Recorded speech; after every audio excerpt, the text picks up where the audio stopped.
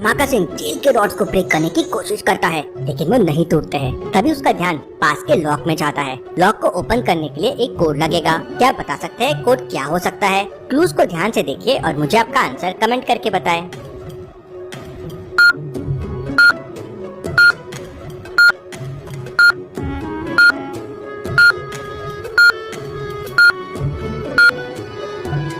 Hint के लिए frog बना हुआ है। फ्रॉग का स्पेलिंग है FROG और अगर लेटर्स को नंबर से मैच करेंगे तो आपको मिल जाएगा F1R7O8G2, तो कोड हो जाएगा 1782। धमाका सिंह कोड 1782 प्रेस करके लॉक खोल लेता है और जेल से बाहर आ जाता है। वो एग्जिट की तरफ भागने लगता है। तभी उसका ध्यान पास के किचन में जाता है। उसे जोरों से भूख लगी थी तो उसने सोचा कुछ खाने के लिए उठा लेता हूँ। अब सामने 4 चीजें थी। बड़े बाउल में कढ़ी थी, फिर राइस था, फिर दाल था और कुछ बर्गर्स पड़े हुए थे। सोचिए और मुझे बताइए क्या खाना सही रहेगा धमाका सिंह के लिए, ABC या D? सोचिए और मुझे आपका आंसर कमेंट करके बताएं।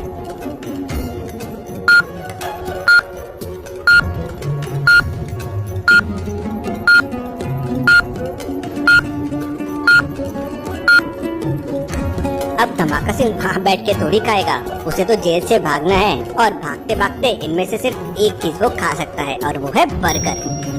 वो बर्गर उठा लेता है और वहाँ से एग्जिट की तरफ भागने लगता है। एग्जिट पे उसे 3 दरवाजे दिखते हैं, तो सोचिए और मुझे बताइए कौन से एग्जिट की तरफ उसको भागना चाहिए, A, B या C? सोचिए सोचिए लॉजिकल आर्मी।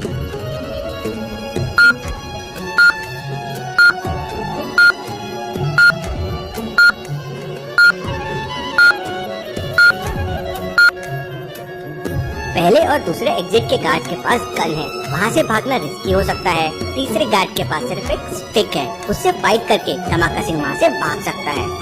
धमाका सिंह वहाँ जाता है, उसे एक मुक्का मारता है और वहाँ से भाग जाता है और जंगल में गायब हो जाता है। फिर एक बार धमाका सिंह जेल से भाग गया। चलिए अगली पहेली देखते हैं।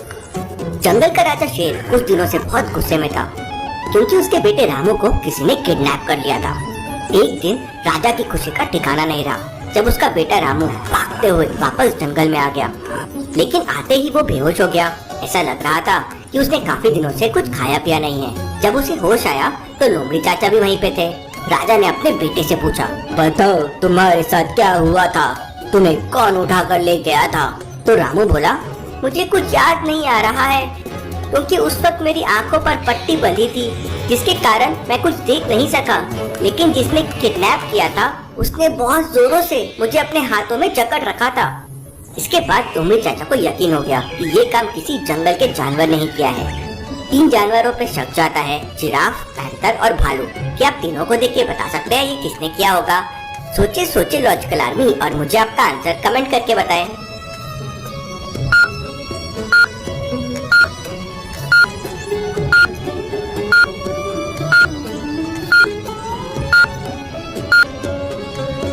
सिर्फ भालू ही हाथों में जकड़कर पैरों पे चल सकता है, मतलब किडनैपिंग भालू ने ही की है।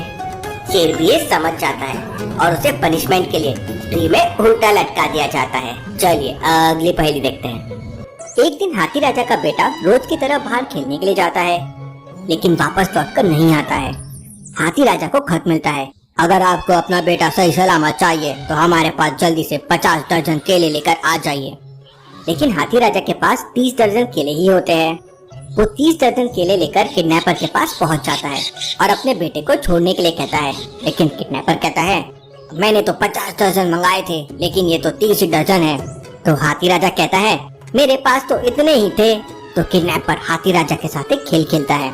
हाथी राजा के सामने वो 3 छोटे हाथियों को रख देता है। अब हाथी राजा को अपना बेटा उनमें से पहचानना है। तो लॉजिकल आर्मी क्या बता सकते हैं तीनों में से कौन सा हाथी राजा का बेटा है, A, B या C? सोचिए और मुझे आपका आंसर कमेंट करके बताएं।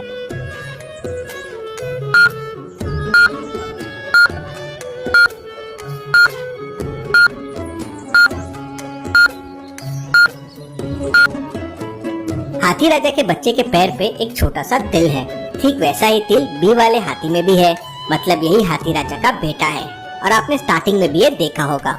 चलिए अगली पहेली देखते हैं। एक राशन पानी की दुकान थी जिसके मालिक थे गुप्ता जी। गुप्ता जी की दुकान बहुत चलती थी और आमदनी भी अच्छी खासी हो जाती थी। उसको चलाने के लिए गुप्ता जी ने 3 नौकर भी रखे थे, महेश, सुरेश और रमेश।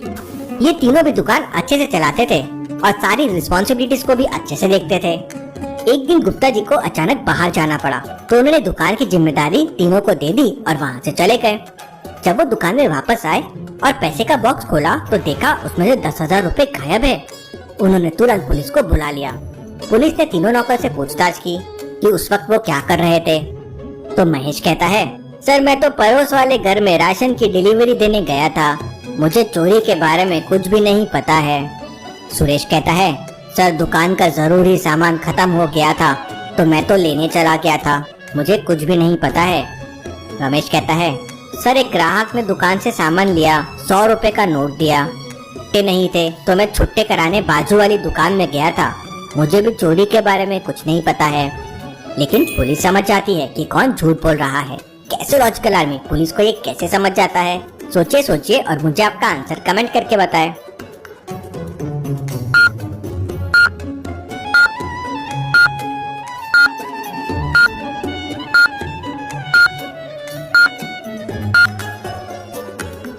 सेठ जी ने जब पैसे का बॉक्स ओपन किया था तो देखिए उसमें कितने सारे छुट्टे थे। तो फिर रमेश छुट्टे लेने बाजू में क्यों गया था? मतलब वो झूठ बोल रहा था, उसने पैसे चुराए हैं। पुलिस उसे पकड़ लेती है। चलिए अगली पहेली देखते हैं। ए माँ और बी माँ दोनों को ध्यान से देखिए और मुझे बताइए कौन सी सुपर वुमन है।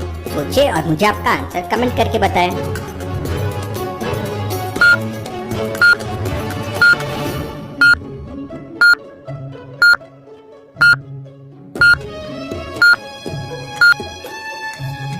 वैसे तो सारी मॉम सुपर ह्यूमन होती है, लेकिन यहाँ दोनों भी नहीं है। ये देखिए तार से लटकी हुई है और इसने फोम का गद्दा उठाया हुआ है। ऐसी और पहेलियों के लिए जल्दी से चैनल को फॉलो कर दीजिए। Thank you.